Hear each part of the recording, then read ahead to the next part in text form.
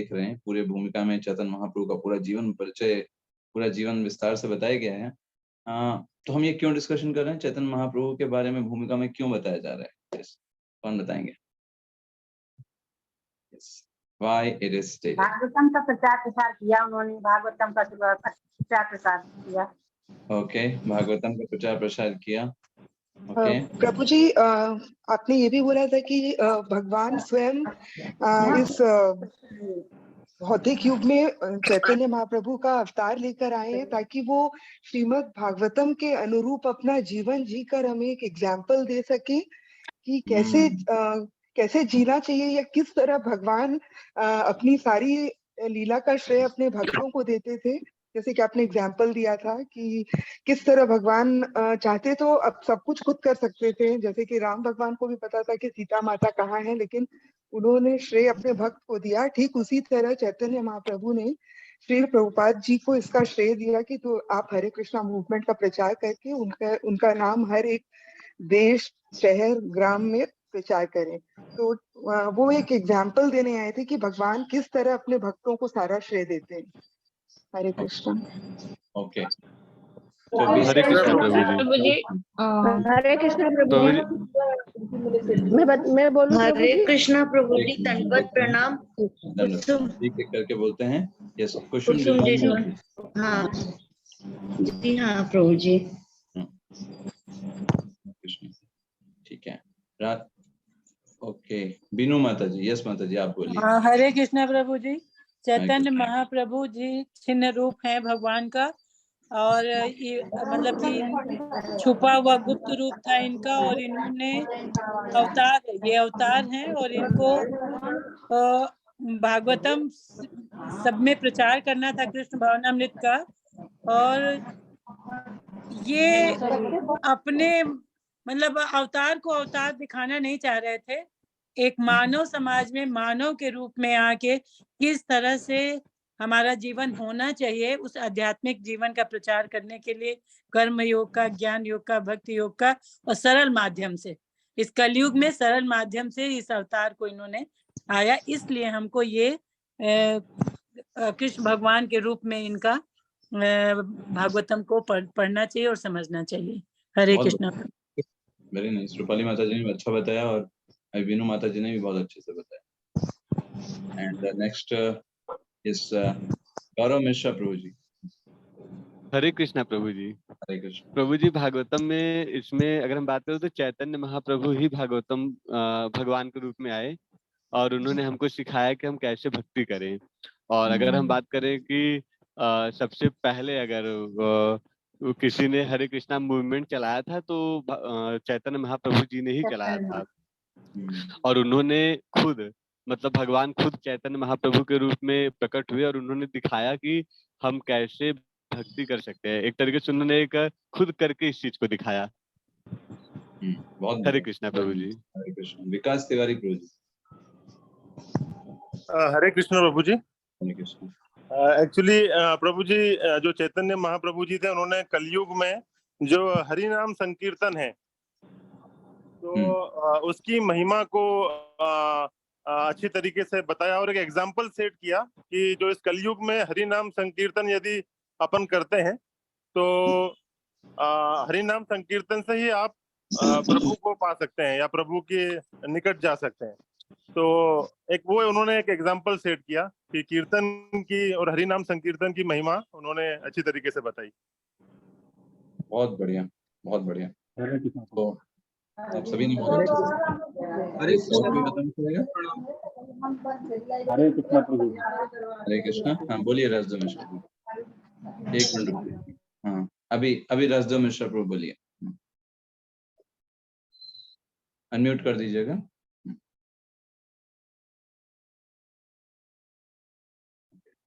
तब तक एकता अग्रवाल माता जी बोल सकते हैं। हरे कृष्णा प्रभु जी। हरे कृष्ण। श्री चैतन्य महाप्रभु जी ने 16 वर्ष की आयु में पाठशाला खोली थी, और श्री कृष्ण भगवान के नाम के अनुसार व्याकरण सिखाते थे वे वहां पे। और एक बार केशव कश्मीरी नामक एक ब्राह्मण आए थे, तो उनसे उन्होंने शास्त्रार्थ में मतलब विजय हासिल की, उन्हें हराया था। बोले थे गंगा जी के ग्लोरिफिकेशन के लिए। तो 64वें श्लोक में उन्होंने एक गलती पकड़ ली थी कश्मीरी पंडित जी की। यस, बहुत बढ़िया, बहुत बढ़िया। यस, रंजीत प्रभु जी, आप कुछ शेयर करेंगे? हरे कृष्णा प्रभु जी, दंडवत हरे प्रणाम। कृष्ण। श्री चैतन्य महाप्रभु ने भगवान के जो भागवतम तो लोगों को दिया ही, और लेकिन उसको जो है ना एक प्रैक्टिकल रूप में करके दिखाया, व्यवहारिक रूप में करके दिखाया, जिससे कि लोग क्या है कि सिर्फ नाम ही नहीं, उसको अपनी व्यवहारिकता में और प्रैक्टिकली करके वो अपने आप को साबित कर सकता है कि हम भगवान से टोटली कनेक्टेड है। राइट। हरे कृष्ण प्रभु जी। हरे कृष्ण, बहुत बढ़िया। यस, मीनू माता जी। हरे कृष्णा प्रभु जी। हरे कृष्ण। प्रभु जी, आपने कल बताया कि जब भी वो बचपन में रोते थे तो जो आसपास की महिलाएं थीं वो उनको महामंत्र सुनाती थीं, तो वो चुप हो जाते थे, और कभी कभी वो उनसे बदमाशी करती थी, उनको रुलाने के लिए कभी कभी वो बीच में चुप हो जाती थी, तो फिर वो रोना शुरू कर देते थे। और एक बार उन्होंने कुछ आभूषण, काफी आभूषण पहने हुए थे, और एक चोर आया, उस बच्चे को उठा करके ले गया, और वो सोचा किसी सुनसान जगह पे हम ले जाके इस बच्चे के आभूषण उतार लेंगे। लेकिन उसको वो सारा शहर घूम लिया, लेकिन उसको कोई जगह ऐसी मिली नहीं, और ला करके वापस उसी घर पे छोड़ दिया जहां से उसने उसको उठाया था। तो और फिर वो वहां उस बच्चे को छोड़ करके भाग गया। और एक आपने बताया था प्रभु जी कि एक ब्राह्मण आए थे जो कि कर्मकांडी थे, पूजा पाठ वाले थे, जो खुद ही अपना भोजन पका करके भगवान को भोग लगाकर खाते थे। तो उन्होंने भोजन बनाया, उनके पिताजी से बोल करके व्यवस्था करवाई, एंड खुद से भोजन पकाया, और फिर जब भगवान को भोग लगाने चलते थे तो चैतन्य महाप्रभु जा करके क्रॉल करके पहुंच जाते थे और उस भोजन को जूठा कर देते थे, खा पी लेते थे। पहली बार हुआ, दूसरी बार हुआ, तीसरी बार उनको एक कमरे में बंद कर दिया गया, और फिर वो प्रसाद बनाए, फिर वो किसी तरीके से आ गए और फिर उन्होंने भोग लगा लिया। एक आपने ये बताया था प्रभु जी। और भी आपने ये चीज बताई कि एक महामंत्र ही है जिसको करके इस कलयुग में एक तो हम अपने हृदय की मलिनता को दूर कर सकते हैं और हम अच्छे से भक्ति कर सकते हैं। बहुत ही इजी उपाय भगवान ने बताया है इस कलयुग में। बिल्कुल, बहुत बढ़िया। हरे कृष्णा प्रभु जी। हरे कृष्ण। राजदेव मिश्रा प्रभु जी, आप बोलिए। हाँ, हरे कृष्ण प्रभु जी। हरे कृष्ण। तुलसीदास जी ने कहा है रामचरितमानस में, पर उपदेश कुशल बहुत सुनती। जब तक आदमी सिद्धांत बोलता है, बोलने वाले तो बहुत हैं, लेकिन उसको आचरण में जब तक नहीं उतारा जाता है तब तक आम लोगों में उसका प्रभाव नहीं पड़ता। जो आचरण में उतारे रहता है उसी की शिक्षाओं का जनता में और भक्तों में असर पड़ता है।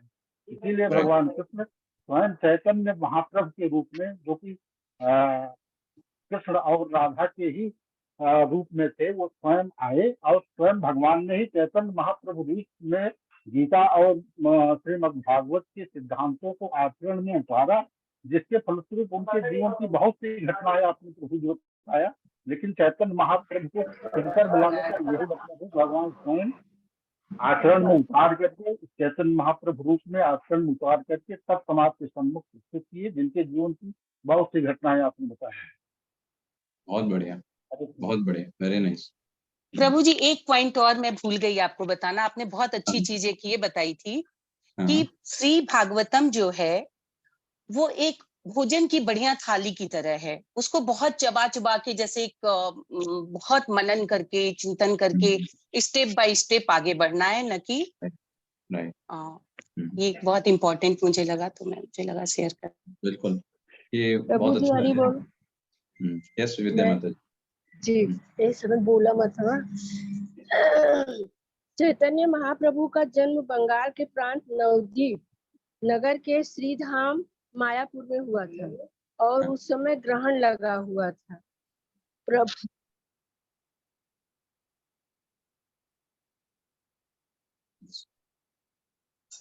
माता जी, आपकी अभी आवाज नहीं आ रही है। ठीक है, तब तक संजय प्रभु बता सकते हैं। संजय प्रतिभा घूमे प्रभु जी, कोई एक लीला जो आपको अच्छी लगी। हरे कृष्ण प्रभु जी। हरे कृष्ण। चैतन्य प्रभु स्वयं भागवतम का ही रूप है। वो समाज को हरे कृष्ण महामंत्र दे के अपने दिलों का स्वच्छ करने के लिए वो हरे कृष्ण मंत्र का एक करते। चैतन्य महाप्रभु का जन्म 14 से 7 में मायापुर के पश्चिम बंगाल में हुआ था। हरि बोल। एक मिनट माता जी, एक मिनट, अभी संजय प्रभु जी बोल रहे हैं। मेरा कॉन्ट्रैक्ट खत्म, नेटवर्क नहीं है प्रभु जी। हाँ, कोई बात नहीं माता जी, कोई बात नहीं। ठीक है, ठीक है। चैतन्य महाप्रभु श्रीमद् भागवतम अपने जीवन में कैसे लाना, ये उतारनी कैसे उतारनी, ये समाज को सिखाते। हरे कृष्ण प्रभु जी। हरे कृष्ण, बहुत बढ़िया। यस, गुंजन शर्मा माता जी, कोई और इंसिडेंट जो आपको अच्छा लगा हो लीला से? ये श्रीमद् भागवतम जो है ऐसे व्यक्ति से ही सीखना चाहिए जिसका जीवन जो है व्यवहारिक रूप से ही श्रीमद् भागवत हो। इसमें जो है श्री चैतन्य महाप्रभु जी ही ऐसे व्यक्ति हैं। करेक्ट। उनका जो है व्यवहार जो है पूरा श्रीमद् भागवत की तरह ही है पूरा। करेक्ट, यस, दैट्स अ की पॉइंट। बहुत बढ़िया। ओके, सुनीता रानी माता जी, आप बता सकते हैं, आपने हैंड रेस किया था। यस, सुनीता रानी माता जी, आप सुन पा रहे हैं? आप अनम्यूट करके बता सकते हैं। ओके, ठीक है, बीनू माता जी बताइए।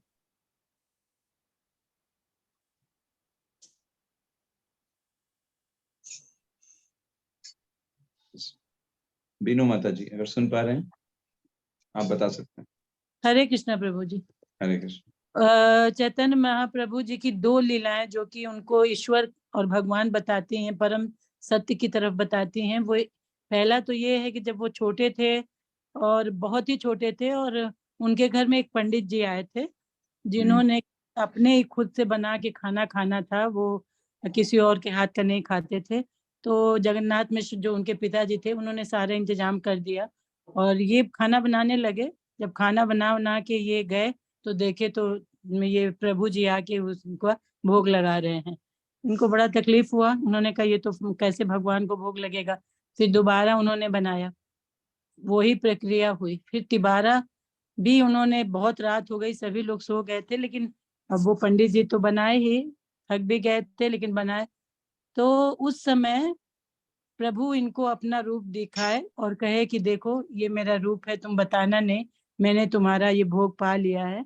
और ये एक लीला जो थी जो इनके अवतार को बताती है। उन्होंने मना भी किया कि इस रूप का तुम कहीं भी वर्णन नहीं करना, क्योंकि मैं जिस उद्देश्य से आया हूँ अगर पता चल जाएगा तो ये नहीं हो पाएगा।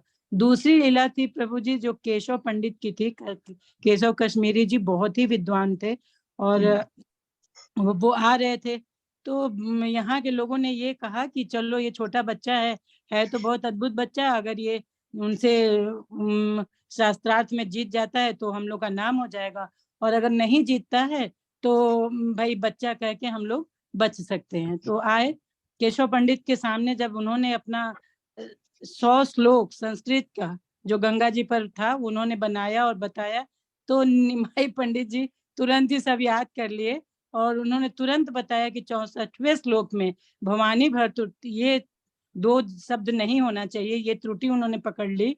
और क्योंकि भवानी के साथ भरतुर की आवश्यकता नहीं होती है, निमाई जी जीत गए और वो केशव पंडित तुरंत ही मतलब वो रोने लगे कि मतलब किसके सामने मैं हूँ। तो इस तरह वो भी वापस चलेगा और इनके ये 2 अद्भुत लीलाएं जो है ये हमको बताती हैं कि ये हमारे भगवान है, परम ईश्वर। और इन्होंने तो ज्ञान फैलाया प्रभु जी, वो तो आज भागवतम के रूप में हमारे सामने अमृत के रूप में है। हरे कृष्ण प्रभु जी। बहुत सुंदर आप सभी ने वर्णन किया। यहाँ पर हम देखते हैं कल के कितने सुंदर चैतन्य महाप्रभु की लीलाएं हैं। जब केशव कश्मीरी को बता रहे थे कि भवानी भरतुर शब्द आपने गलत प्रयोग किया है, क्योंकि भवानी का मतलब क्या है? भवानी मतलब जो जो शिव जी की पत्नी है। और आपने बोला भरतुर, मतलब जो पार्वती जी को एक तरीके से सारी चीजें प्रदान करते हैं। तो निमाई पंडित ने बोला कि जब शिव जी हस्बैंड हैं तो आपको भरतुर बोलने की जरूरत ही नहीं है, क्योंकि हस्बैंड ही वाइफ को सारी चीजें प्रदान करते हैं। आपको भवानी भरतुर आपने गलत बोला। तो ऐसे करके चैतन्य महाप्रभु के बहुत सुंदर सुंदर पास टाइम हैं, और आज हम थोड़ा सा उसमें और आगे चलेंगे और सीखेंगे, और क्या क्या चैतन्य महाप्रभु के पास टाइम है उसके आगे के जहां तक हमने चर्चा किया था। तो आपको लास्ट चेक, कल सबसे आखिरी पास टाइम हमने क्या डिस्कस किया था, अगर किसी को याद हो तो। हरे कृष्णा प्रभु जी, दंडवत प्रणाम। प्रभु जी, लास्ट में ये छन्ना अवतार के बारे में डिस्कशन हुआ था कि वो गुप्त अवतार हैं और किसी को पता नहीं चलता है कि वो भगवान है, और उन्होंने किसी भी व्यक्ति को ये नहीं देखा कि इसको देना चाहिए ये दान, या हरि कीर्तन वाला जो दान है उन्होंने सबको दिया, वो चाहे नीच में हो, चाहे बहुत ऊपर में हो, चाहे किसी भी तरह का व्यक्ति हो, उन्होंने सबको ये प्रेम दिया। और इन्होंने कभी भी सारे अवतार में किसी न किसी का वध जरूर करते हैं, पर ये वाला बहुत प्रेममयी अवतार है उनका, और उन्होंने प्रेम से अपना ये प्रेम सबको बांटा, भर भर के बांटा, और ये दान उनको सबको दिया। और इसीलिए ये वाला अवतार इनका बहुत बहुत सबके लिए अच्छा है। तो वो जो कीर्तन जो उन्होंने, मतलब ये एक बहुत अच्छी चीज थी कि उन्होंने ये नहीं देखा कि इसको देना है कि नहीं देना, सबको दिया कि नहीं ये सबके लिए जरूरी है। योग्यता नहीं देखी किसी की भी। हरे कृष्णा प्रभु जी। हरे कृष्णा प्रभु जी। आपने एक चीज और बताई थी कि 16 वर्ष की आयु में उन्होंने एक पाठशाला प्रारंभ की थी जिसमें संस्कृत के व्याकरण पढ़ाते थे, लेकिन हर एक चीज जो भी वो पढ़ाते थे वो कृष्ण की लीलाओं से कनेक्ट करके ही उस व्याकरण को समझाया जाता था। ये भी आपने कल एक क्लास में करेक्ट। तो सबसे लास्ट में हमने इसी बात पे एंड किया था। सबसे लास्ट जो पास टाइम था हमने केशव कश्मीरी के बारे में डिस्कस किया था। हरे कृष्ण है ना? हरे कृष्ण। तो अभी हम आगे बढ़ते हैं। तो जब केशव कश्मीरी प्रभु जी कहाँ से स्टार्ट, हरे कृष्णा प्रभु जी, कहाँ से स्टार्ट होगा मालूम नहीं है। हाँ, ये माता जी हम भूमिका अभी डिस्कशन कर रहे हैं। कहाँ से स्टार्ट होगा? हाँ, स्कंद 1 जो है अच्छा, की भूमिका डिस्कशन कर रहे हैं, इसमें चैतन्य महाप्रभु के पास टाइम्स है। हाँ, भूमिका के बारे में। ओके, नहीं समझ, हमें भूमिका में तो है, लेकिन हाँ, कहाँ पर है प्रभु जी? ओके। कौन सा है? भूमिका को हमने 3 पार्ट्स में डिवाइड किया है। 47 में है क्या? एक पार्ट कल हो चुका है एग्जैक्टली। 47 पेज है क्या? नहीं, पेज नंबर तो नहीं होगा। Page number 47। वो उतना श्योर नहीं है कितना पेज नंबर होगा। आप आज अभी लेक्चर सुन लीजिए और बाद में आप स्वतः पढ़ाई कर सकते हैं, है ना? अच्छा, आपको भी साथ में पढ़ने की आवश्यकता है। तो हमने कल देखा था किस प्रकार से केशव कश्मीरी को जब चैतन्य महाप्रभु ने डिफीट कर दिया और वो पूरी तरीके से नतमस्तक हो गए। उन्होंने माना कि ये कोई सामान्य बालक नहीं है। इतनी बात तो श्योर हो गई, क्योंकि एक सामान्य 16 इयर्स का बच्चा वो कुछ नहीं, ऐसे कुछ नहीं कर सकता जिसने 100 श्लोक तुरंत याद करके एक बड़े विद्वान को उसकी त्रुटि बता दे। और हमने देखा भी कैसे सरस्वती माता उनके स्वप्न में आकर के उनको बताती हैं कि तुम जिनसे कंपटीशन कर रहे हो मेरे ही भगवान हैं, मेरे ही लॉर्ड हैं, जिन्होंने मुझे ये सारी शक्ति प्रदान की है, तो तुम कैसे उनसे जीत सकते थे। और उसके बाद चैतन्य महाप्रभु ने बहुत सुंदर तरीके से सब लोगों को संग में लेकर के पूरे नवद्वीप में, है ना, भगवान के नामों को गाना प्रारंभ कर दिया। और बहुत तेजी के साथ चैतन्य महाप्रभु, निमाई पंडित जो हैं वो फेमस हो गए सबके बीच में, क्योंकि भगवान के सुंदर नामों का कीर्तन करना, हरे कृष्ण महामंत्र गाना, नृत्य करना, यही उनके जीवन की दिनचर्या बन गई। तो वहां पे नवद्वीप में बहुत सारे ऐसे लोग भी थे, खासकर कि ऐसे ब्राह्मण थे जो कि निमाई पंडित की पॉपुलैरिटी को देख करके, उनका जो फेमस जो हो रहे थे बहुत तेजी के साथ भगवान के नामों का प्रचार प्रसार करने के कारण, उससे वो ईर्ष्या करने लगे। सोचने लगे, अरे ये तो बहुत पॉपुलर हो रहे हैं निमाई पंडित, हमको तो कोई पूछ नहीं रहा है, हम लोगों को तो। और उन लोगों ने उस ईर्ष्या के कारण क्या किया, वहां पर उस समय बंगाल में पठानों का शासन होता था। मुसलमानों का। तो उन्होंने, उन सारे ब्राह्मणों ने मिलकर ईर्ष्या के कारण जो मुस्लिम मजिस्ट्रेट था उस समय, उसके पास जाकर के शिकायत करी कि देखो ये जो निमाई पंडित है कुछ अलग चीज कर रहा है, ये पूरी तरीके से गलत है और सब लोगों को गलत बता रहा है। ऐसे करके उन्होंने जो वहां के गवर्नर थे उस समय, नवाब हुसैन शाह उस समय उस वहां के गवर्नर थे, वहां पे जाकर के रिपोर्ट किया। तो वो जो काजी थे उन्होंने नवदीप में जब ब्राह्मणों की ये शिकायत आई तो उसको सीरियसली लिया। कहा भाई ये ब्राह्मण लोग शिकायत कर रहे हैं, ये लोग जानते हैं शास्त्रों को, इसका मतलब सही शिकायत कर रहे होंगे। तो उसने उस काजी ने आकर के नवदीप में कहा, देखो ये कोई संकीर्तन मूवमेंट यहाँ कुछ नहीं होगा, कोई संकीर्तन नहीं करेगा, कोई हरिनाम नहीं लेगा यहाँ पर, ठीक है? उन्होंने कहा ठीक है। बोल करके चले गए। चैतन्य महाप्रभु के पास खबर आई कि बोला गया है संकीर्तन करने को मना किया है। चैतन्य महाप्रभु ने कहा हम नहीं स्वीकार करेंगे। चैतन्य महाप्रभु ने एज इट इज चालू रखा, कहा कुछ डरने की जरूरत नहीं है, चालू रखो। वैसे ही संकीर्तन रात दिन होता, भगवान के नामों का कीर्तन, हरे कृष्ण महामंत्र गाया जाता, सब मस्ती से भगवान के नाम स्मरण करते, डांस करते, मृदंग बजता, करताल बजते, झूमते। फिर बात पता चली, इस बार कांस्टेबल्स को भेजा गया और कीर्तन एक जगह पे हो रहा था, भगवान के नामों का हरे कृष्ण महामंत्र कीर्तन चल रहा था। वो कांस्टेबल अंदर घुसे और उन्होंने सारे भक्तों को डिस्टर्ब किया, मृदंग को उठा के फोड़ दिया, इधर उधर काफी उत्पात मचाया और फिर वापस चले गए। ये खबर जब चैतन्य महाप्रभु के पास पहुंची कि ऐसा कार्य किया गया है काजी के द्वारा, जो मुस्लिम काजी है उसके द्वारा इस तरीके से किया गया है, चैतन्य महाप्रभु ने कहा हम शांत नहीं बैठेंगे। प्रिंसिपल क्या है? प्रिंसिपल सिद्धांत ये है कि भक्त जो होते हैं वो सहनशील होते हैं। कब तक सहनशील होते हैं? जब तक भगवान की प्रक्रिया को रोकने की बात ना आए या भगवान पर कोई दोषारोपण ना करे, है ना। कोई भक्त ये नहीं कह सकते अरे हम तो बहुत सहनशील हैं, भगवान के बारे में कोई बुरा बोल देता है तब भी हम सहन कर लेते हैं। नहीं, तो आपकी सहनशीलता कोई काम की नहीं, ऐसे रख लीजिए उस सहनशीलता को। कोई भक्त हम तो बहुत सहनशील हैं, डिवोटीज के बारे में कोई गलत बोलता है या फिर इस्कॉन के बारे में कुछ कोई गलत बोलता है, हम सुन लेते हैं, हम सहन कर लेते हैं। तो वो सहनशीलता आपकी कोई काम की नहीं। सहनशीलता कब होनी चाहिए? स्वयं के ऊपर। अगर हमारे बारे में कोई बुरा बोले, हमारे ऊपर में कोई हमको लांछन लगाए या हमको बुरा बोले, उसको हम सहन कर सकते हैं। लेकिन अगर कोई मूवमेंट को गलत बोले, डिवोटीज को गलत बोले या फिर भगवान के बारे में गलत बोले, तो उसको सहन नहीं करना चाहिए। वो सहन करना पाप होता है, आपको उसके लिए एक्शन लेना चाहिए। चैतन्य महाप्रभु ने उसी प्रिंसिपल को दिखाया। उन्होंने कहा नहीं, ये गलत किया गया है और इसको हम ठीक करेंगे।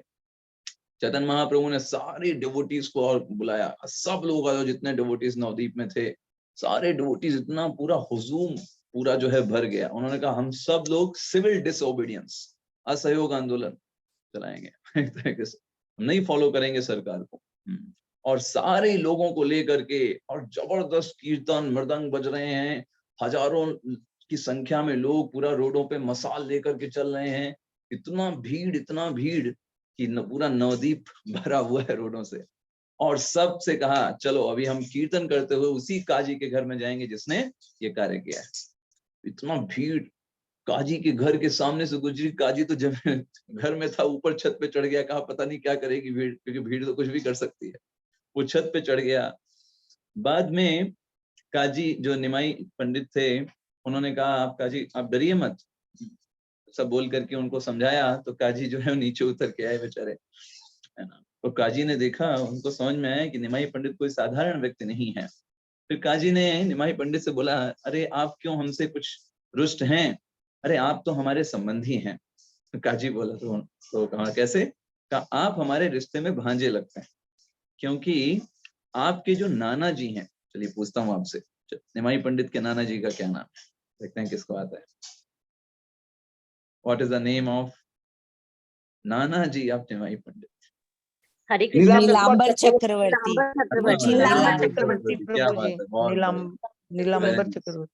नीलांबर चक्रवर्ती नाना जी हैं। तो बोला आपके जो नाना जी हैं नीलांबर चक्रवर्ती, वो तो हमारे चाचा जी लगते हैं। तो उस तरीके से जो सची देवी हैं, आपकी माता हैं, वो तो मेरी हो गई सिस्टर। तो बताइए काजी कौन हुआ निमाई पंडित जी का? मामा। यस। अरे हम तो आपके मामा जी हैं, आप हमें इस तरीके से, कोई बात नहीं है, और हो जाता है कभी कभी मिसअंडरस्टैंडिंग हो जाती है, तो उसके लिए हमें क्षमा करिएगा। तो निमाई पंडित ने कहा, अच्छा आप हमारे मामा जी हैं, तो हम तो आपके भांजे हैं, तो हमारा वेलकम नहीं करेंगे, आप स्वागत करिए हमारा, क्योंकि आप तो भांजे का तो सम्मान किया जाता है। तो काजी ने कहा हाँ बिल्कुल करेंगे, और फिर काजी जो है वो उनको अपने घर में ले आया। और फिर ये जो काजी था कोई सामान्य व्यक्ति नहीं था, ये भी मुस्लिम स्कॉलर था, कुरान का बहुत अच्छे तरीके से नॉलेज रखता था। अब इधर निमाई पंडित जो कि सारे शास्त्रों के एकदम विद्वान बन करके गए, भगवान वही लीला कर रहे थे, शास्त्रों में एकदम विद्वान निमाई पंडित थे, उधर मुस्लिम स्कॉलर, दोनों के बीच में डिस्कशन स्टार्ट हुआ कि भाई ये रही कुरान, ये रहा हमारे हिंदू शास्त्र, डिस्कशन चालू। तो चैतन्य महाप्रभु ने बोला, आपके यहाँ आप लोग जो पशु हत्या करते हैं या फिर गायों की हत्या करते हैं, वो बताइए क्यों आप ऐसा करते हो, क्या इसके पीछे रीजन। उस काजी ने अपने कुरान से बताया, कोट किया कि कैसे कैसे कहाँ पर क्या क्या लिखा है। फिर काजी ने चैतन्य महाप्रभु से पूछा, अच्छा आपके यहाँ भी तो बलि होती है, बलि प्रथा में लोग यज्ञ में पशुओं की आहुति दे देते हैं, अश्वमेध यज्ञ होता है, अश्व की आहुति चढ़ा देते थे, गोमेध यज्ञ होता था, गाय को यज्ञ में चढ़ा दिया जाता था। तो चैतन्य महाप्रभु कहते थे वो पहले होता था, क्योंकि पहले जो ब्राह्मण थे वो विद्वान होते थे, उनके मंत्रों में इतनी शक्ति होती थी कि उसी समय जिस अश्व को जलाते थे उसी समय उसको अगले जन्म में मनुष्य योनि प्रदान कर सकते थे। लेकिन कलयुग में कोई भी पशु बलि यज्ञ वर्जित है, मना किया गया है शास्त्रों में। तो कोई भी ऐसा कार्य जो है कलयुग में मना किया गया है। सिर्फ एक ही यज्ञ है वो कलयुग में कहा गया है, वो है हरि नाम संकीर्तन यज्ञ, यही शास्त्रों में बताया गया है। इस तरीके से दोनों के बीच में बहुत अच्छा डिस्कशन हुआ, और उसके बाद काजी जो था वो चैतन्य महाप्रभु अर्थात निमाई पंडित का फॉलोअर बन गया, उनसे उन्होंने उनका शिष्य बनना स्वीकार किया। और उसके बाद से काजी ने अनाउंस करा दिया कि कोई भी व्यक्ति, अभी ही नहीं आगे आने वाले मेरे सारे वंशजों में कोई भी व्यक्ति चैतन्य महाप्रभु के द्वारा ये जो हरिनाम संकीर्तन यज्ञ है इसमें कोई डिस्टरबेंस नहीं फैलाएगा। और उसके कारण से इवन जब हिंदू मुस्लिम दंगे भी थे भारत में, उस समय भी के दौरान भी काजी के वंशजों ने निमाई पंडित के द्वारा जो हरे नाम संकीर्तन आंदोलन है उनको कभी डिस्टर्ब नहीं किया। यस, सो एक जो भक्त होता है वो निर्भय होता है, अभय होता है, उसको किसी का डर नहीं होता। जैसे एग्जाम्पल में प्रभुपाद जी बताते हैं अर्जुन का एग्जाम्पल, अर्जुन ने युद्ध किया है ना, किससे, सारे कौरवों से युद्ध किया, भगवान के भक्त हैं। ऐसे हनुमान जी कोई डर नहीं है भगवान की सेवा के लिए। रावण ने कुछ भी गलत किया, गलत बोला भगवान के बारे में, पूरी लंका में ही आग लगा दिया है ना। जारा नगर निमिष एक माही, एक निमिष पलक झपकने के समय में पूरी लंका में आग लग गई लगा दिया हनुमान जी ने, है ना। तो ये जो हनुमान जी हैं, अर्जुन जी हैं, सिखाते हैं कैसे एक भक्त जो होता है वो सही चीज के लिए क्रोध करता है, जिसके लिए क्रोध करने वाली वस्तु है ना। अब भाई जब इस प्रकार का इंसिडेंट हो गया, काजी ने भगवान को सरेंडर कर दिया, सोचिए एक मुस्लिम व्यक्ति ने भगवान को सरेंडर कर दिया। इस इंसिडेंट के बाद भगवान ने पूरे इस भागवत धर्म को इतना तेजी से फैलाया, इतना तेजी से, और नवद्वीप में और जगहों पर इतना तेजी से फैलाया कि बहुत तेजी से उस दौरान जो है ये जो हरिनाम संकीर्तन और ये सब चीजें जो हैं फैलने लगी। जो कोई भी व्यक्ति हरिनाम संकीर्तन के विरोध में खड़ा होता या हरिनाम संकीर्तन या फिर भक्तों के बारे में कुछ भी बुरा बोलता, तुरंत ही उसको दंड मिल जाता अनेक अनेक चीजों से। जैसे दो ब्राह्मण थे, उनका नाम था चपल और गोपाल। तो ये लोग जो हैं इन्होंने क्या किया, संकीर्तन मूवमेंट के बारे में कुछ गलत बोला, डिवोटीज के बारे में गलत बोला, तो इनको क्या हुआ, इन लोगों को कोढ़ हो गया। कोढ़ जानते हैं ना, लेप्रोसी बोलते हैं इंग्लिश में। उनके सारे हाथ पैर गलने लगते हैं। तो जो कोई भी व्यक्ति जो डिवोटीज के बारे में कुछ गलत करता या हरिनाम संकीर्तन के बारे में गलत बोलता, वो उसको दंड मिलता किसी प्रकार से। बाद में वो लोग जो चपल और गोपाल थे, उनको ये रियलाइज हुआ कि उन्होंने कितनी बड़ी गलती की है। हरिनाम संकीर्तन जो कि इस कलयुग का युग धर्म है उसको रोकना, ये उसके बारे में बुरी बात फैलाने की बात की, ये पश्चाताप करते हुए वो भगवान के पास आए और भगवान ने उनको क्षमा कर दिया और उनको स्वीकार कर लिया। चैतन्य महाप्रभु की आप खासियत क्या देखेंगे, कभी किसी को रिजेक्ट नहीं किया। नेवर रिजेक्टेड एनी पर्सन, है ना, कि नहीं तुम नहीं आ सकते, तुमने इतना बड़ा काम कर दिया कि तुम अब आ नहीं सकते हो। हमेशा सबको बहुत करुणावतार बोलते हैं, है ना, कि वो इतने करुणावान हैं कि किसी को भी स्वीकार करते हैं, चाहे कितना भी पापी और कितना भी अधम हो, तो हम भी आ ही जाएंगे भगवान की शरण में, अगर हम भगवान की शरण में जाएं। लेकिन भगवान की एक शर्त है कि जब हम भगवान की शरण में जाते हैं तो हम फिर से वो पाप ना दोहराएं आगे का, भगवान स्वीकार कर लेते हैं, चैतन्य महाप्रभु। तो अभी जब ये इंसिडेंट हुआ, इसके बाद चैतन्य महाप्रभु जो है अपना प्रीचिंग वर्क चालू कर दिया, लोगों को भगवान के बारे में बताना, है ना। वो अपने मुख्य रूप से जो उनके दो सबसे बड़े फॉलोअर्स थे चैतन्य महाप्रभु के, वो दो फॉलोअर्स कौन हो गए थे, एक नित्यानंद प्रभु और दूसरे हरिदास ठाकुर। ये दो जो थे सबसे बड़े, एक तरह कह सकते हैं चैतन्य महाप्रभु को फॉलो करने वाले थे। आपको पता है हरिदास ठाकुर जो है स्वयं ब्रह्मा जी का अवतार है और नित्यानंद प्रभु बलराम जी का अवतार। इन दोनों लोगों को भगवान ने उपदेश दिया, हर घर में जाओ, जितने भी घर मिले, कोई घर देखे और सबके घर में सबको खटखट करो दरवाजा पे, वो आएगा, बोलेगा क्या चाहिए, उसे हमको बस भिक्षा चाहिए। तो बोले अच्छा भिक्षा चाहिए, रुको रुको हम दे रहे हैं, रुको क्या आटा चाहिए, चावल चाहिए, ये सब नहीं चाहिए हमको, क्या भिक्षा चाहिए, बोलो कृष्ण, कहो कृष्ण, करो कृष्ण शिक्षा, ये हमको भिक्षा चाहिए कि आप हरे कृष्ण महामंत्र का जप करिए, भगवान के द्वारा बताए गए निर्देशों के आधार पर जीवन जिए, हमें ये चाहिए भिक्षा आपसे, और कोई भिक्षा नहीं चाहिए। और जब वो व्यक्ति बोल देते ठीक है हरे कृष्ण, तो कहते ओ नाचने लगते, झूमने लगते कि अरे वाह, इस बद्ध जीव के मुख से हमने भगवान का नाम बुलवा दिया, अब ये बद्ध जीव भगवान के धाम चला जाएगा, इसको मर्सी प्राप्त हो गई।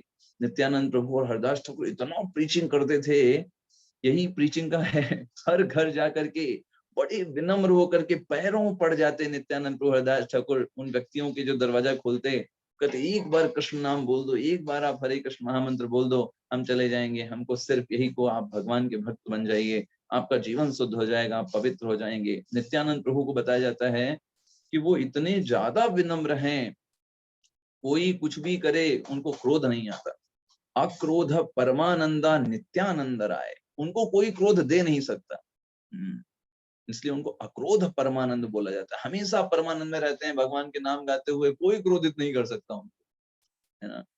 तो ये दोनों लोगों ने क्या किया, खूब संकीर्तन मोमेंट को फैला रहे हैं। और निमाई पंडित ने अपने मुख्य जो बोल सकते हैं हेडक्वार्टर किसको बनाया उस समय के दौरान, संकीर्तन मोमेंट के दौरान, एक श्रील अद्वैत ठाकुर, अद्वैत प्रभु, है ना, हम श्री अद्वैत गदाधर, और दूसरे श्रीवास ठाकुर। तो श्रीवास और श्री अद्वैत हम दोनों को पढ़ते हैं ना, श्रीवास श्री अद्वैत गौर भक्त वृंद।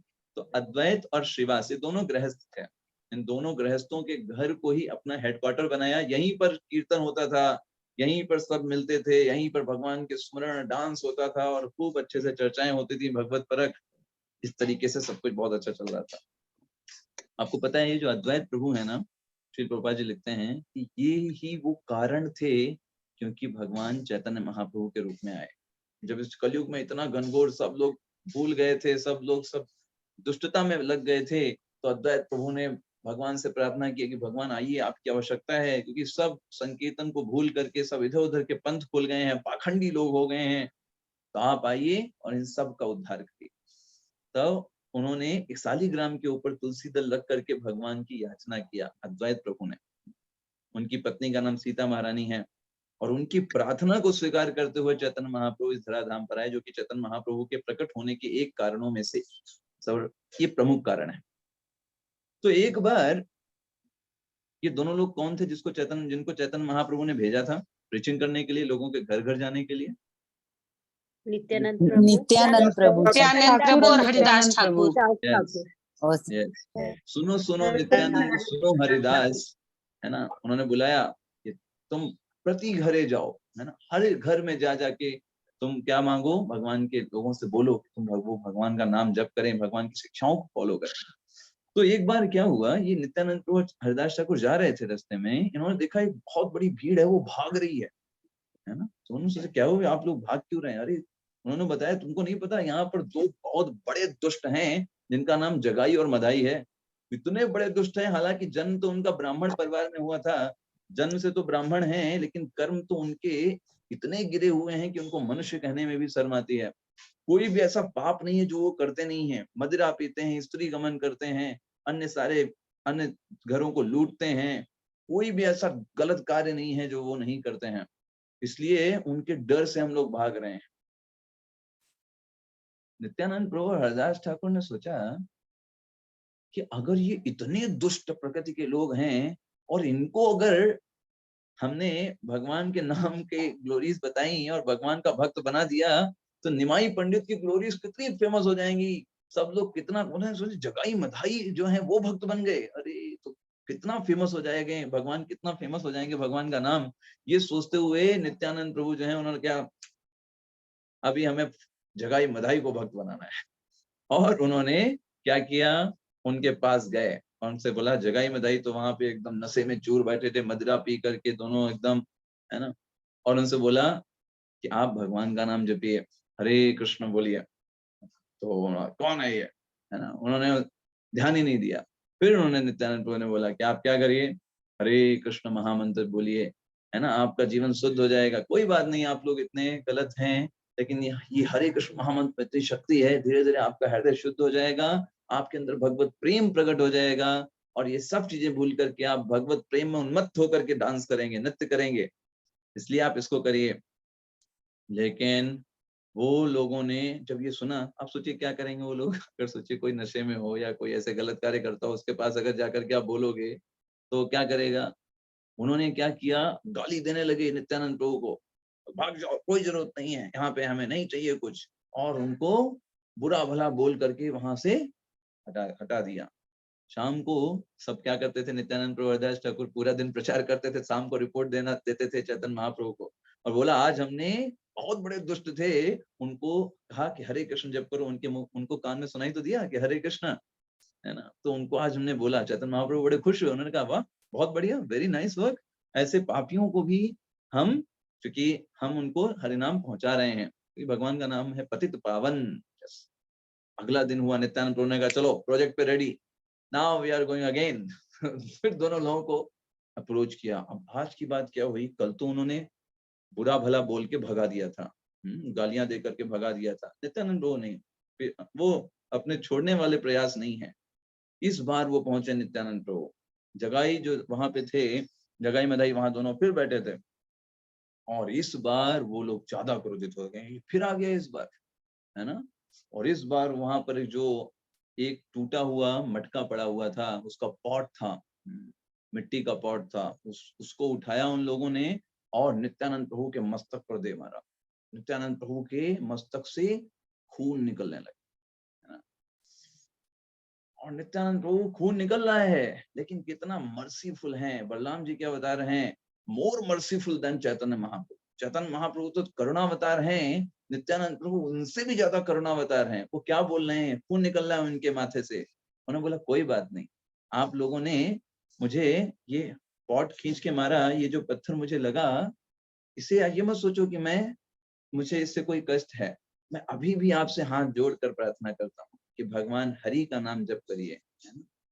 जब ये देखो, जगाई मधाई दोनों लोग थे, जगाई ने जब इतना देखा तो उसने सोचा कि अरे ये इस व्यक्ति को चोट लगी है और उसके बाद भी ये हाथ जोड़ करके विनम्रता पूर्वक भगवान के बारे में कह रहा है, कोई अपने बारे में नहीं मांग रहा है, कह रहा है हमारे भले के लिए सोच रहा है। चोट लगने के बावजूद भी जगाई जो थे वो तो तुरंत ही नित्यानंद प्रभु के चरणों में पड़ गए। उन्होंने कहा अरे हमें माफ कर दीजिए, है ना, मेरे इस पापी भाई को माफ कर दीजिए। नित्यानंद प्रभु ने कहा हमने कोई पाप लिया ही नहीं है, हमें कोई प्रॉब्लम नहीं है, आप लोग भगवान का नाम जपिए, बस हम ये चाहते हैं और कुछ नहीं चाहिए। जब ये खबर चैतन्य महाप्रभु के पास पहुंची कि इन लोगों ने नित्यानंद प्रभु के ऊपर वार किया है, नित्यानंद तुरंत चैतन्य महाप्रभु वहां प्रकट हो गए और अपने सुदर्शन चक्र को निकाल लिया। नित्यानंद प्रभु को तुम कष्ट दे रहे हो, बर्दाश्त नहीं करेंगे। और वहीं पर चैतन्य महाप्रभु ने अपने सुदर्शन चक्र को इन्वोक कर दिया। सुदर्शन चक्र हाथ में है और सामने जगाई मधाई एकदम उनको देख के हालत खराब हो रही है, अब तो थोड़ी देर में हमारा खत्म। नित्यानंद प्रभु ने पकड़ लिए पैर चैतन्य महाप्रभु का, नहीं प्रभु, ये आपका अवतार दुष्टों को मारने के लिए नहीं हुआ है, दुष्टता को मारने के लिए। बाकी अवतारों में आपने खूब असुरों को मारा, बट ये अवतार का पर्पस जो है दुष्टता को मारना है। हरे कृष्ण महामंत्र दे करके जो व्यक्ति के अंदर दुष्टता है उसका विनाश करना है। तो उन्होंने उनके मिशन को याद दिलाया। चैतन्य महाप्रभु जब होता है ना, भगवान जब भक्तों की पीड़ा देखते हैं तो सब भूल जाते हैं।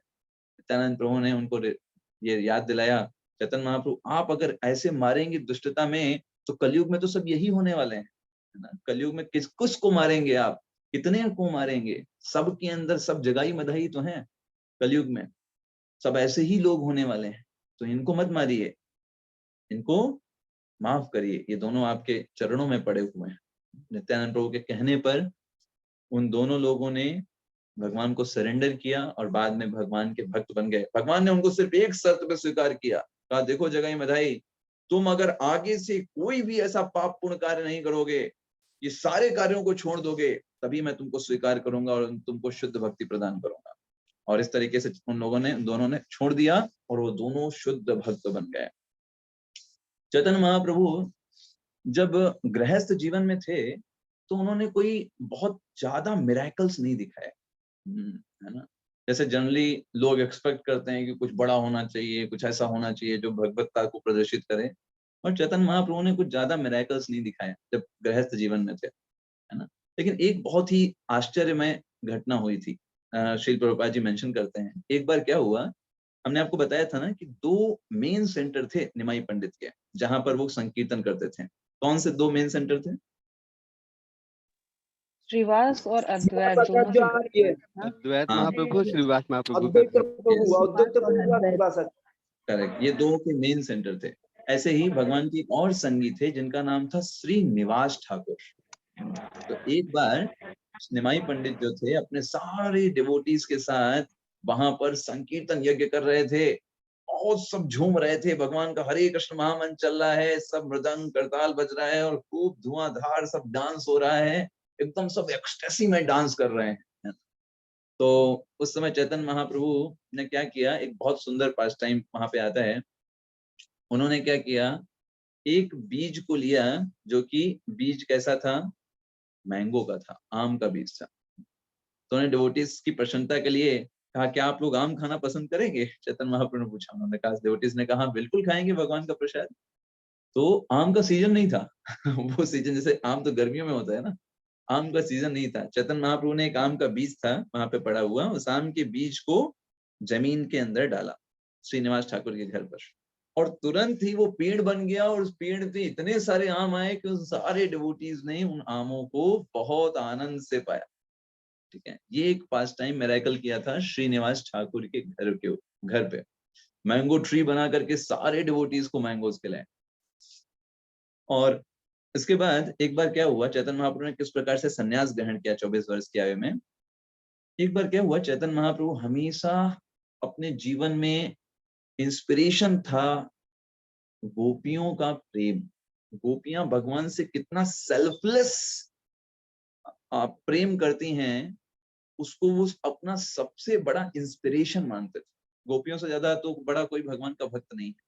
सारी चीजों को छोड़ करके भगवान के स्मरण में रहती थी, भगवान का ध्यान करती थी, उनको अपना इंस्पिरेशन मानते थे। तो एक बार की बात क्या है, चैतन्य महाप्रभु बोल रहे थे, गोपियों का नाम ले रहे थे कि वाह की गोपी कितनी धन्य है, भगवान की प्रसन्नता के लिए सब कुछ अपना न्यौछावर करके रात में भगवान के दर्शन करने पहुंच जाती हैं, भगवान के संग चली जाती हैं। सारी चीजों को, सारा ईगो और सारा समाज की मानसिकता को छोड़ करके, इतना हाई लेवल है देवो, है ना, गोपियों का। तो वो गोपियों का नाम ले रहे थे। तो कुछ जो थे 9 सिखिए थे, जो कि निमाई पंडित से कुछ सीखने आते थे छोटे मोटे चीजों को। तो वो 9 सिखिए जो लोग थे, वो लोग जिनको समझ नहीं थी डिवोशन की, भक्ति की, उनको क्या लगा, उनको लगा अरे ये निमाई पंडित जो है ये गोपियों का नाम क्यों ले रहा है, भगवान का नाम लेना चाहिए तो भगवान का नाम लेना चाहिए, ये गोपियों का नाम क्यों ले रहा है। और उन्होंने तुरंत, निमाई पंडित जो उसमें एक्सटेसी में थे, उन गोपियों को याद कर रहे थे कि कितना उनका सेल्फलेस लव है भगवान के प्रति, और उन गोपियों का नाम लेके उनको याद कर रहे थे। निमाई पंडित से बोले, अरे तुम गोपियों का नाम क्यों ले रहे हो, तुमको कृष्ण कृष्ण बोलना चाहिए, तुमको भगवान का नाम लेना चाहिए। ये गलत है, गोपियों का नाम नहीं लेना चाहिए तुमको। चैतन्य महाप्रभु ने कहा, वो एक्सटेसी में थे पूरा उसमें, और उनको क्रोध आ गया। उन्होंने कि ये व्यक्ति मुझे इस चीज से नीचे ला रहा है, हम तो गोपियों के बारे में याद कर रहे हैं किस प्रकार से। चैतन्य महाप्रभु ने उनको कहा भाग जाओ यहाँ से, और उनका पीछा करके उनको भगा दिया। कहा कोई जरूरत नहीं है, तुमने मुझे उस हायर प्लेन से नीचे लाया, है ना, जो गोपियों का स्मरण कर रहे थे। उन्होंने उनको छड़ी लेकर के भगा दिया, उन दोनों ने जो ब्राह्मण आए थे। कोई जरूरत नहीं, तुम लोग मत आना मेरे पास। अच्छा, ये जो ब्राह्मण लोग थे, इन्होंने क्या सोचा कि जो निमाई पंडित हैं ये गलत कर रहे हैं, है ना, ये गलत चीज कर रहे हैं। और उन लोगों ने खूब सारा मीटिंग्स वगैरह किया, और फिर उन्होंने ये डिसाइड किया कि हमें वो लोग, मतलब हमें अगली बार से अगर निमाई पंडित ऐसा कुछ करेंगे हमारे साथ जैसा अभी किया, क्या किया निमाई पंडित ने, भगा दिया उनको छड़ी लेकर के वहां से। उनको लगा अगली बार अगर निमाई पंडित ऐसा कुछ हमारे साथ करेंगे तो हम स्ट्रिक्ट एक्शन लेंगे, हम भी अटैक करेंगे इस बार अगर ऐसा कुछ किया। क्योंकि वो लोग नौसिखिए थे, उनको कुछ पता नहीं था क्या लेवल है, कौन भगवान है, सामान्य जन की तरह मानते थे। जब ये बात चैतन्य महाप्रभु के पास आई, निमाई पंडित ने सुनी इस बात को, तो उन्होंने सोचा कि अभी ये लोग मेरे प्रति अपराध कर रहे हैं। ये लोग क्या सोच रहे हैं, मुझको सोच रहे हैं कि मेरे पे अटैक करेंगे या मेरे पे ऐसी चीज करेंगे। तो ये लोग, तो मैं आया हूँ उद्धार करने का, और ये लोग अगर मुझको दंड देने के बारे में सोचेंगे या मुझ पे अटैक करने के बारे में सोचेंगे तो बेचारे तो ये और फंस जाएंगे और अपराध में चले जाएंगे। ये सोच करके चैतन्य महाप्रभु ने डिसाइड किया कि मुझे अब संन्यास लेना होगा।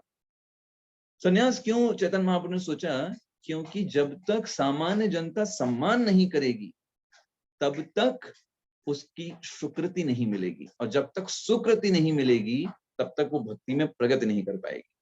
उस समय 500 years ago सन्यासियों को बहुत सम्मान दिया जाता था। मतलब सन्यासी मतलब प्रधानमंत्री होता था, ऐसा समझो। कोई भी हो उसे सम्मान करना ही पड़ेगा, चाहे कोई वर्ण का हो, कोई आश्रम का हो, सन्यासी को सबको सम्मान करना होता था। और सन्यासियों को सबसे ज्यादा टॉप मोस्ट माना जाता था। तो फिर इसलिए चैतन्य महाप्रभु सोचा अगर मैं संन्यास ले लूंगा तो हर कोई व्यक्ति मेरी रिस्पेक्ट करेगा, और उससे क्या होगा, जब हर कोई रिस्पेक्ट करेगा तो अपने आप उनको सुकृति मिलेगी और वो लोग भगवान के भक्त अपने आप बन जाएंगे। कोई इस तरीके का नहीं सोचेगा। और इस तरीके से उन्होंने 24 वर्ष की अवस्था में संन्यास ले लिया। और अब जब संन्यास ले लिया तो संन्यास का मतलब ही होता है सारे ड्यूटीज से मुक्त। अब सिर्फ एक ही संबंध, एक ही कार्य, भगवत प्रचार। जो थोड़ा बहुत था भी, पाठशाला और गृहस्थी, वो सब था, सब साइड में। अभी सिर्फ एक चीज, full fledge preacher of Bhagavata dharma. भगवान की भक्ति के बारे में, भगवान के बारे में लोगों को बताना, उनको जोड़ना, भगवान के डांस नृत्य करना, भगवान की सेवा में करना, बस यही एक कार्य रह गया। और अभी जब उन्होंने संन्यास ले लिया तो उनके मुख्य संगी कौन बन गए? नित्यानंद प्रभु। श्री नित्यानंद प्रभु उनके मुख्य संगी के रूप में आ गए। और उनको, नित्यानंद प्रभु को, जो उनके मुख्य संगी थे, उनको बंगाल में प्रचार करने के लिए चैतन्य महाप्रभु ने रखा कि तुम कहाँ प्रचार करोगे? पश्चिम बंगाल का जो एरिया है ना, बंगाल का पूरा एरिया, यहाँ नित्यानंद प्रभु तुमको प्रचार करना है। और उन्होंने जो 6 गोस्वामी हैं, हम देखते हैं 6 गोस्वामियों को हम आराधना करते हैं, उनमें कौन कौन से हैं? रूप गोस्वामी, सनातन गोस्वामी, गोपाल भट्ट गोस्वामी, है ना, रघुनाथ दास गोस्वामी।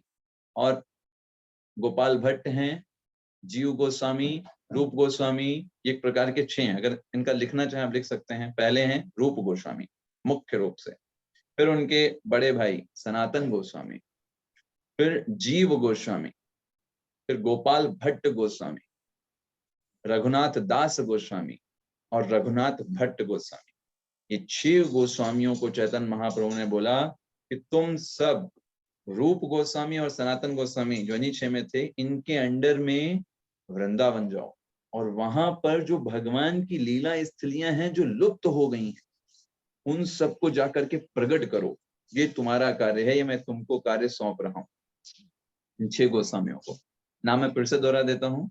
रूप गोस्वामी, सनातन गोस्वामी, जीव गोस्वामी, गोपाल भट्ट गोस्वामी, रघुनाथ दास गोस्वामी, रघुनाथ भट्ट गोस्वामी, 6 गोस्वामियों को वृंदावन भेज दिया। तुम्हारा क्या कार्य है?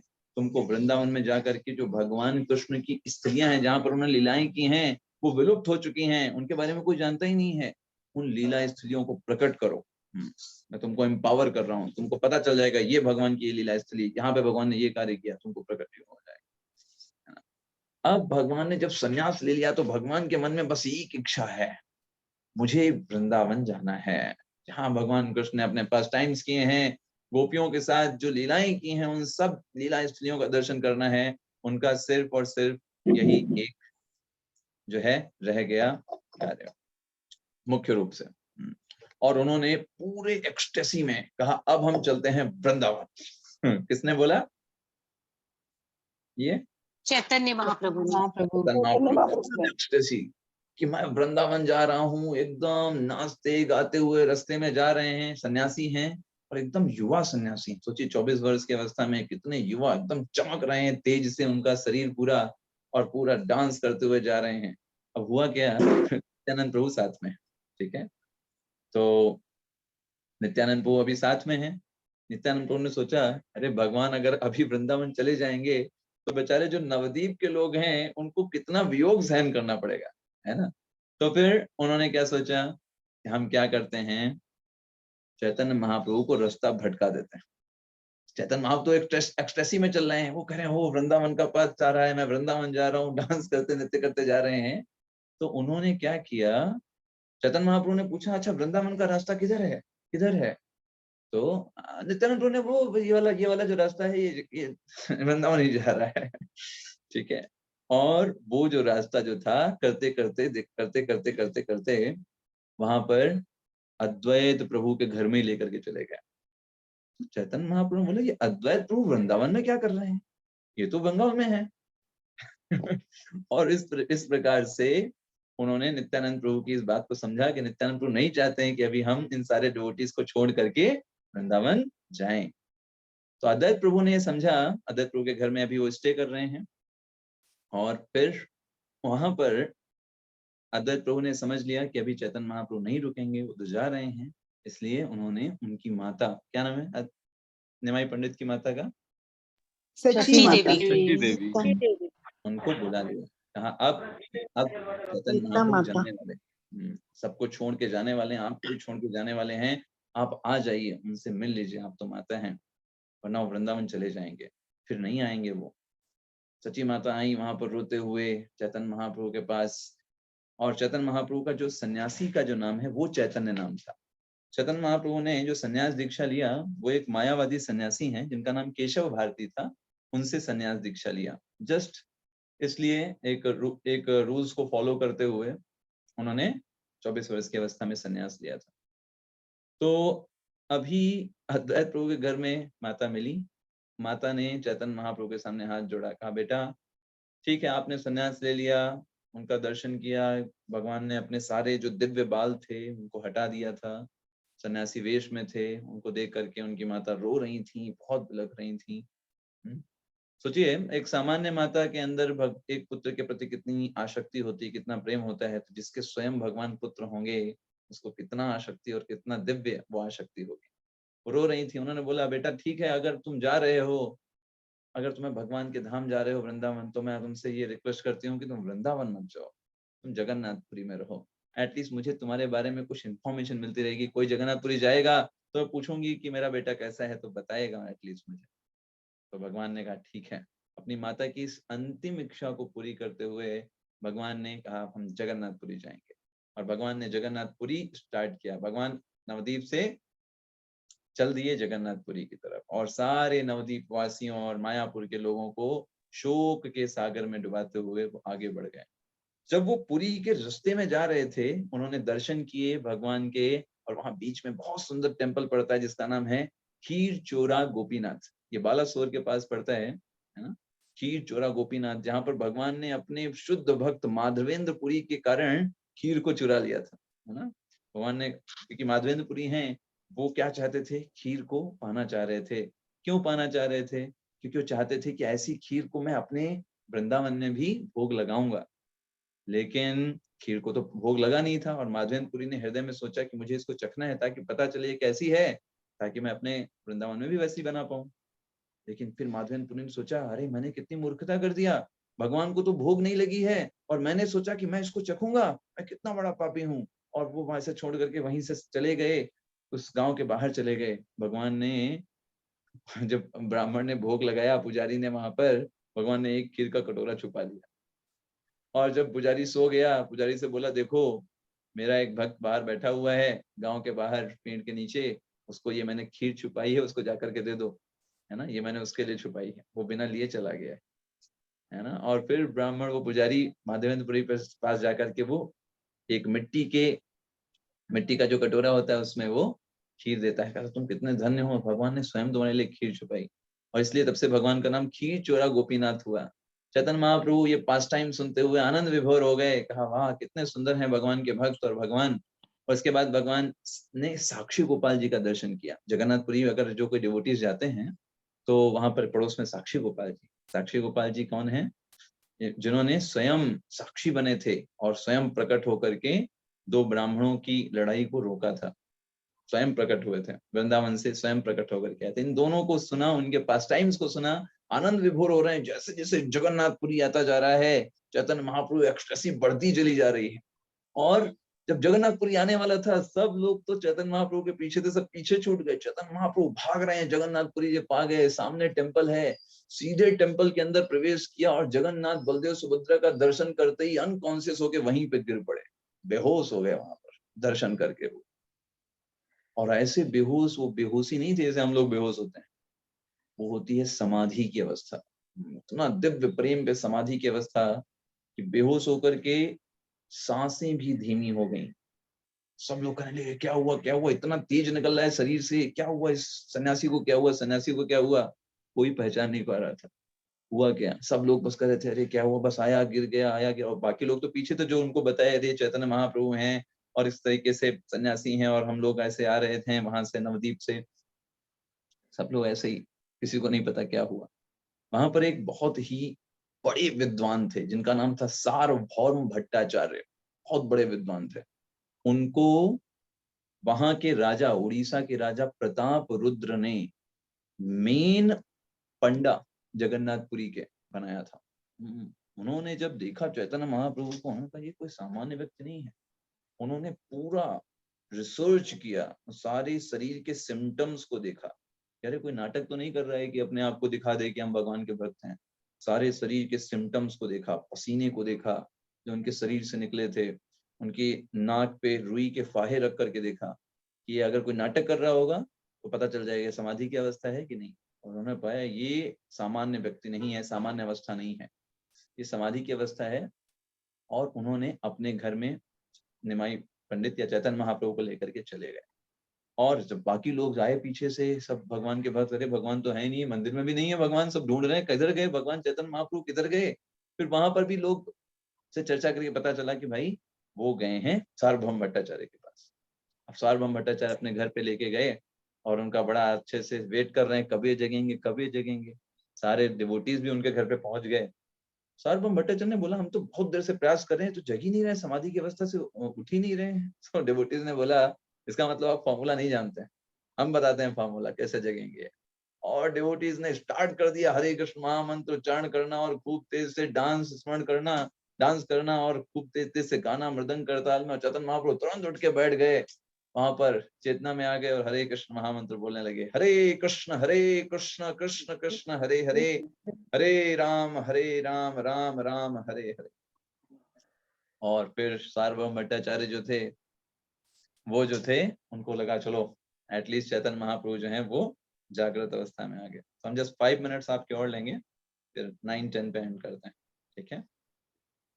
अब सार्वभौम भट्टाचार्य जो थे वो थोड़े से विद्वान पंडित थे। तो उनको वहां पर गोपीनाथ आचार्य थे, वो चैतन्य महाप्रभु के बारे में जानते थे, ही is supreme personality of God head, वो भगवान कृष्ण ही हैं, ऐसा करके वो जानते थे।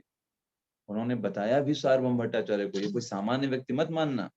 लेकिन ये जो ज्यादा पढ़े लिखे थे, बहुत ज्यादा शास्त्रों का नॉलेज वाइज था, मायावादी थे सार्वभौम भट्टाचार्य, ये चैतन्य महाप्रभु को भगवान नहीं स्वीकार करते थे, कहते थे नहीं नहीं ये तो युवा सन्यासी है, ठीक है बहुत ज्यादा एलिवेटेड है, लेकिन भगवान नहीं है। ऐसे किसी को आप भगवान कैसे बता सकते हो? सार्वभौम भट्टाचार्य विश्वास नहीं करते थे। गोपीनाथ आचार्य उनको बार बार बताते रहते थे, लेकिन सार्वभौम भट्टाचार्य कहते थे नहीं नहीं नहीं ये सामान्य व्यक्ति हैं, ठीक है थोड़ा सन्यासी हैं और ऐसा कुछ नहीं। सार्वभौम भट्टाचार्य ने चैतन्य महाप्रभु से कहा देखिए आप अभी बहुत युवा सन्यासी हो, तो युवा सन्यासी बहुत खतरा होता है ना, सन्यासी में तो बहुत रूल्स होते हैं, तो आपको शास्त्र अध्ययन करना चाहिए। चलिए आप बैठिए और हम आपको वेदांत सूत्र पढ़ाएंगे, सारे वेदांत का आपको अध्ययन कराएंगे। चैतन्य महाप्रभु ने कहा नो प्रॉब्लम चलो। अब सार्वभौम भट्टाचार्य थे मायावादी। मायावादी का मतलब क्या होता है? हर एक चीज ब्रह्म, ब्रह्म से आया है, सब कुछ सबसे बड़ा ब्रह्म है, सब कुछ ब्रह्म ब्रह्म करके बोलने वाले थे। चैतन्य महाप्रभु वहां पे जाकर के बैठ गए, स्टार्ट किया सार्वभौम भट्टाचार्य ने। 7 दिन तक 7 डेज तक सार्वभौम भट्टाचार्य वेदांत के ऊपर बोलते रहे। सो ये ब्रह्म है, सब कुछ ब्रह्म से आया है, निराकार है, उसका कोई स्वरूप नहीं होता, कोई आकार नहीं होता। चैतन्य महाप्रभु नो रिप्लाई, बस ऐसे ही शांत बैठ करके सुनते रहे, कोई रिप्लाई नहीं। 7 दिन के बाद सार्वभौम भट्टाचार्य ने बोला तुम्हें कुछ समझ में भी आ रहा है क्या? तुम कोई रिप्लाई तो कर नहीं रहे हो, हाँ ना या कुछ बताओ कि भाई ठीक है क्या समझ में आया क्या नहीं समझ में आया। चैतन्य महाप्रभु ने बोला मुझे सब समझ में आ रहा है, जब आप वेदांत सूत्र बोलते हो ना तो वो मुझे एकदम सूर्य की तरह, जैसे सूर्य की चमक होती है एकदम स्पष्ट, वैसे मुझे समझ में आता है। लेकिन जब बाद में आप अपनी मायावादी टीकाएं उसमें लगा देते हो कि भगवान निराकार है, भगवान का आकार नहीं है, वो ऐसा होता है जैसे सूर्य के ऊपर बादल आ गया हो। तो सूर्य है, वेदांत सूत्र तो एकदम क्लियर है कि भगवान दिव्य हैं, उनकी दिव्य इंद्रियां हैं, वो साकार हैं, लेकिन आपकी मायावादी टीकाएं जो हैं वो सूर्य के ऊपर बादल की तरह काम कर रहे हैं, तो वो सूर्य ढक जा रहा है। तो इन्होंने बोला अच्छा इसका मतलब तुम ज्यादा जानते हो, तुम बताओ फिर, तुम वेदांत सूत्रों को एक्सप्लेन करो। चैतन्य महाप्रभु ने कहा मैं एक्सप्लेन करता हूँ। और फिर चैतन्य महाप्रभु बैठ गए भट्टाचार्य की जगह पर, भट्टाचार्य भी सुनने के लिए बैठ गए। अब भगवान ने जो एक वेदांत सूत्र की एक्सप्लेनेशन 9 प्रकार से किया था। सार्वभौम भट्टाचार्य वहां के सबसे फेमस, सबसे विद्वान थे, इसीलिए सोचिए जगन्नाथपुरी में मेन पुजारी के रूप में उनको बनाया गया था, प्रताप रुद्र ने बनाया था, वहां के जो राजा थे। 9 प्रकार से एक वेदांत सूत्र को एक्सप्लेन किया था उन्होंने, बड़े अपने आप को विद्वान बताते हुए। चैतन्य महाप्रभु ने उसी वेदांत सूत्र को 64 प्रकार से परिभाषित किया, और जो 9 परिभाषाएं दी थी सार्वभौम भट्टाचार्य ने उसको छुआ तक नहीं, उसको छुआ तक नहीं, उसके बारे में कोई चीज वहां से हिंट तक नहीं लिया, और 64 प्रकार से उस वेदांत सूत्र के सारे टीकाओं को भगवत भक्ति के द्वारा और भगवान की प्रेममयी सेवा के द्वारा एक्सप्लेन कर दिया। सार्वभौम भट्टाचार्य की पूरा दिमाग ही उनका हिल गया। तुरंत उन्होंने कहा this is not a normal person, उन्होंने तुरंत स्वीकार किया ये भगवान के अलावा कोई कर ही नहीं सकता। No, he is supreme personality of God. मैं सार्वभौम भट्टाचार्य सारे जिस चीजों को जानता हूं, मैं जिसको 9 तरीके से एक्सप्लेन कर पाया उसको बिना छुए हुए 64 एक्सप्लेनेशन, इम्पॉसिबल। और वो भी उसमें कोई त्रुटि नहीं। भगवान पूर्ण मदः पूर्णमिदं पूर्णाद पूर्णमुदच्यते पूर्णस्य पूर्णमादाय पूर्णमेवावशिष्यते, है ना। भगवान तो पूर्ण है, उनमें कैसे कोई त्रुटि निकाल सकता है। तुरंत ही वो वहीं पे फ्लैट हो गए, दंडवत प्रणाम किया, कहा हमें आप, मैं बहुत बड़ा आपके प्रति मैंने अपराध किया है, आपको भगवान ना मानकर। गोपीनाथ आचार्य कई बार मुझे बताए, मुझे समझाने का प्रयास किया, लेकिन मैं मूर्ख समझ नहीं पाया उनको। भगवान ने अपनी अहेतु की कृपा दिखाते हुए सार्वभौम भट्टाचार्य को चतुर्भुज रूप का दर्शन कराया, नारायण स्वरूप का दर्शन कराया। उसके बाद भगवान ने फिर से उनको अपने स्वरूप भगवान कृष्ण का दर्शन कराया, जो अपने हाथों में बंसी लिए हैं। उनके ऊपर बड़ी कृपा किया सार्वभौम भट्टाचार्य, जो कि बहुत बड़े स्कॉलर बन रहे थे, है ना। उसके बाद सार्वभौम भट्टाचार्य ने चैतन्य महाप्रभु के ग्लोरिफिकेशन में 100 श्लोकों के ऊपर 100 श्लोक लिखे पूरी स्तुतियों में, उनको ग्लोरीफाई करते हुए कि चैतन्य महाप्रभु आप कितने मर्सीफुल हो, आप इन सामान्य जीवों को इस जगत से निकालने के लिए आए हो, अपना प्रेम प्रदान कर रहे हो, एक सामान्य व्यक्ति को भी आप प्रेम प्रदान कर रहे हो, अपने दर्शन करा रहे हो, 100 श्लोक लिखे उनके ऊपर, है ना। और फिर जैसे जो चेतना चैतन्य महाप्रभु के हृदय में भक्ति की है वो सार्वभौम भट्टाचार्य के अंदर भी उन्होंने प्रदान कर दिया, उनको दर्शन करा करके उनको पूरा एक्सटेसी में डाल दिया। अब सार्वभौम भट्टाचार्य अपना सारा मायावाद भूल करके बस भगवान का नाम स्मरण संकीर्तन आंदोलन में प्रवीण बन गए। तो इतने बड़े स्कॉलर थे मायावाद के, चैतन्य महाप्रभु ने उनको पूरा फ्लैट कर दिया भगवान की भक्ति देकर के। वो जो सार्वभौम भट्टाचार्य अपने आप को बहुत बड़ा मायावादी स्कॉलर बताते थे, अभी सिर्फ हरिनाम लेते हैं और भगवान का नाम जप करते हैं और भगवान की लीलाओं का श्रवण और कीर्तन करते हैं। तो इस तरीके से चैतन्य महाप्रभु ने बहुत सारे मिरेकल किए। तो हम आज यहीं पर रुकेंगे, अभी समय बहुत अधिक हो गया है। तो इसके आगे हम जो है नेक्स्ट क्लास में करेंगे। सोमवार को हमारी फिर नेक्स्ट क्लास रहेगी। अभी हम 3 दिन ही हफ्ते में करेंगे क्लासेस। तो ठीक है, अभी समय अधिक हो गया है। हाँ, तो हम यहीं पे विश्राम देते हैं। श्री श्री चैतन्य महाप्रभु की जय। हरे कृष्ण। हरे कृष्ण प्रभु जी। कृष्ण प्रभु जी दंडवत। हरे कृष्ण प्रभु जी। हरे